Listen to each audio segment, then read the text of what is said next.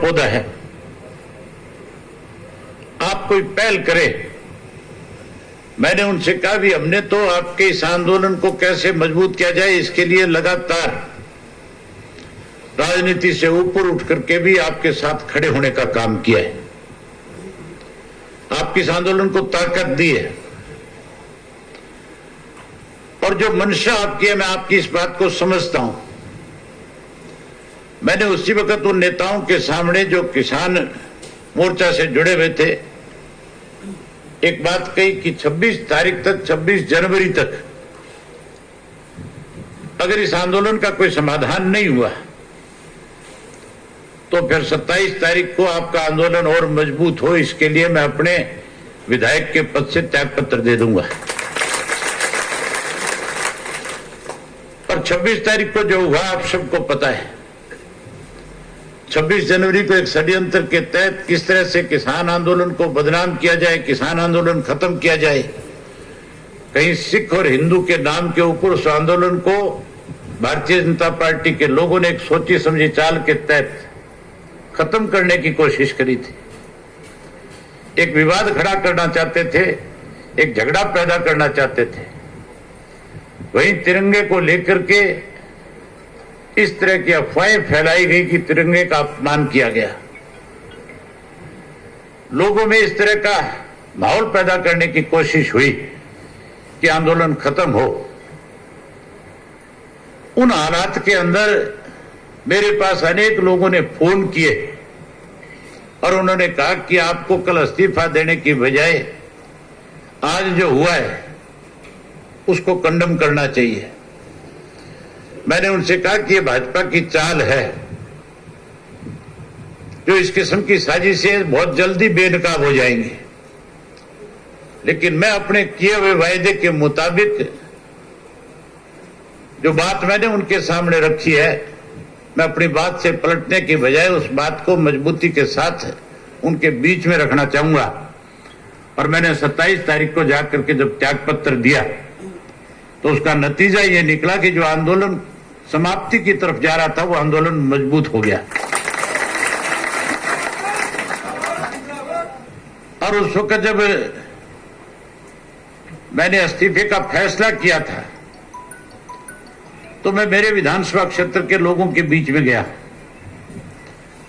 और मैंने विधानसभा के एक गांव में जाकर के पार्टी के सब साथियों से या खेती से जुड़े हुए लोग जो किस आंदोलन को मदद कर रहे थे उन लोगों से मिलकर के खुल करके उनके सामने इस बात को रखा था कि इस किस्म का प्रस्ताव मेरे सामने आया है। क्योंकि आप लोगों ने मुझे विधानसभा में चुन करके भेजा है, इसलिए फैसला आप पे छोड़ना चाहता हूं। आप मुझे बताओ मुझे क्या करना चाहिए। मुझे मेरे विधानसभा क्षेत्र के लोगों ने खुल करके एक बात कही कि चौधरी देवीलाल ने अनेक दफा इस तरह के त्याग किए, अनेक दफा इस तरह की लड़ाई लड़ने का काम किया। आपको भी बिना 1 मिनट की देरी किए हुए विधायक पद से त्यागपत्र देकर के किसान आंदोलन को मजबूत करना चाहिए। और मैंने सब साथियों से राय लेकर के इस बात का फैसला कर दिया कि मैं इस्तीफा दूंगा। अब क्योंकि विधानसभा का उपचुनाव हो रहा है और सरकार इस उपचुनाव को बहुत टालने का प्रयास कर रही थी, बहुत कोशिश कर रही थी। जहां सरकार इसको टालने की कोशिश कर रही थी वहीं कांग्रेस के लोग भी इस उपचुनाव से डरे हुए थे। वो भी नहीं चाहते थे कि उपचुनाव हो। अगर वो चाहते तो मेरे इस्तीफे के बाद 2 विधानसभा के सत्र आए और जहां प्रजातंत्र का गला घोटा जा रहा था, जहां 6 महीने के अंदर अंदर चुनाव करवाना होता है, जहां मेरे इस्तीफे के बाद 5 राज्यों के चुनाव हुए थे, उस वक्त अगर कांग्रेस पार्टी बीजेपी के साथ ना मिली हुई होती तो 100% इस बात को लेकर के विधानसभा में और विधानसभा के बाद सरकार पे इस बात का दबाव बनाती और कहती कि आप प्रजातंत्र का कत्ल करने की बजाय आप चुनाव करवाओ, आप चुनाव को फेस करो और हरियाणा के लोगों के, खास करके इलाहाबाद के लोगों के बीच में आज जो सीट खाली हुई है उसको पूरा करने का काम करो। कांग्रेस ने ना तो विधानसभा में इस बात का जिक्र किया और ना विधानसभा के बाहर इस बात की मांग करी। 8 महीने बीत गए, अब तक भी कांग्रेस ने यह नहीं कहा था कि इस चुनाव की तारीख तय की जाए, चुनाव करवाया जाए। एक बार भी इस तरह की स्टेटमेंट कांग्रेस की तरफ से नहीं आई। इसका मतलब कांग्रेस और बीजेपी दोनों मिलकर के चाहती थी कि किसी तरह से इस चुनाव को टाला जाए।